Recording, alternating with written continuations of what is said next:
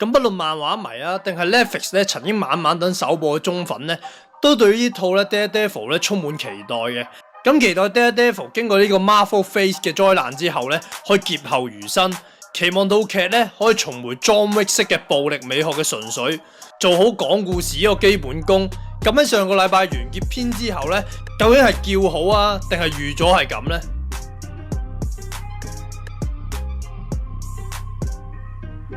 咁撇開討論今季同 MCU 嘅連結啦，今季集中討論咧金霸王做咗紐約市嘅市長之後咧 ，Matt 咧同時經歷咗好有科技嘅離世啦，而選擇金盆洗手，專心咧做翻律師，嘗試以法治惡嘅。咁當然作為 Marvel 嘅漫畫劇集所出現嘅角色，例如 Daredevil 消失咗之後嘅正義使者 White Tiger 啦，射殺科技然之後逃獄嘅 Bullseye 啦，用人血做顏料嘅 Mills 咧都以副線出現。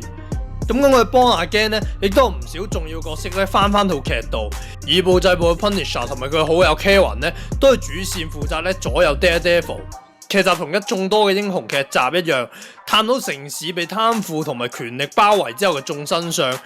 咁作為主角嘅 Daredevil 啦，喺創傷同無力嘅狀態之下何去何從，亦都決定呢個城市嘅生死存亡嘅。咁喺情節上咧，大體都以創傷作為命題啦。而創傷而言咧，雖然 Daredevil 佢係回歸咗，但係主角選擇咗一個自己討厭嘅心理師咧做伴侶，繼續幫啲權貴打官司，盲信司法制度咧可以合法咁樣替代佢嘅非法。當然呢啲自我麻醉咧都只不過係短暫嘅。而另一邊嘅金霸王咧，真係選擇囚禁傷口，只求一時嘅滿足。面對創傷，新角色嘅態度亦化悲憤為力啦，以血洗成嘅。Punisher 照舊都係用自己嘅方式以惡制暴啦。面對啲角色間嘅選擇咧，套劇冇好好利用命題，反而以充滿漏洞啦同埋半根半自主嘅方式咧改寫角色嘅人物設定。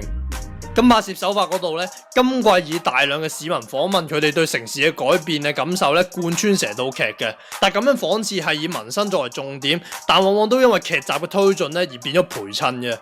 因為如果有繼續追睇嘅觀眾都知道，根本咧就係馬照跑，舞照跳，世界咧都依然圍住金霸王而轉。但講到本係大反派嘅金霸王咧，今季近乎同 Daredevil 雙線交錯，主題都離不開咧佢哋金盆洗手之後咧點樣再踏污地，展開一場萬劫不復嘅復仇戰。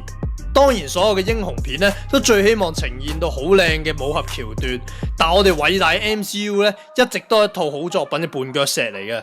劇集其中一個亮點咧，就係紅白藍嘅色調入邊，代表藍嘅角色 Bullseye 啦，近乎以毒品上腦嘅藍色貫穿成集。老實講，情節上咧，一個黑警入獄咧，然之後覆桌咧，係一個好普遍嘅橋段，所以用呢個橋段咧去鋪陳一個新角色咧，其實有啲欠說服力嘅。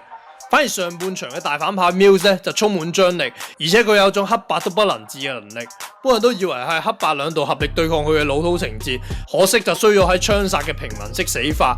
即係好似飽受風霜嘅 John Wick 咧，最後都係俾人用槍秒殺咗。相信咧，無論係邊個都唔會相信嘅。咁個人而言啦，萬眾期待嘅今季咧，其實都只係比較甜頭嘅程度，始終震撼程度咧，都係冇兩個對質嘅大場面。呢季砍掉重練咧，着重翻到 Marvel 嘅世界觀，雖然最後有 Assemble， 但係完全係零期待嘅。咁而1月推出嘅 Echo 咧，仲同金霸王有密切關係，但係只係第一集咧傾咗兩句咧就敷衍了事。咁好在咧劇集對暴力美學咧依然都保留到咧，就真係老懷安慰。咁始終啦，經歷咗咁多套劇集嘅洗練咧，角色喺真人世界度面對官司同埋逆演，咁可以捉唔到 Feige 或者 Marvel 高層嘅審美，或者都仲爭論緊一個永恆嘅問題：究竟個故事緊要啊，定係 MCU 呢個宇宙緊要呢？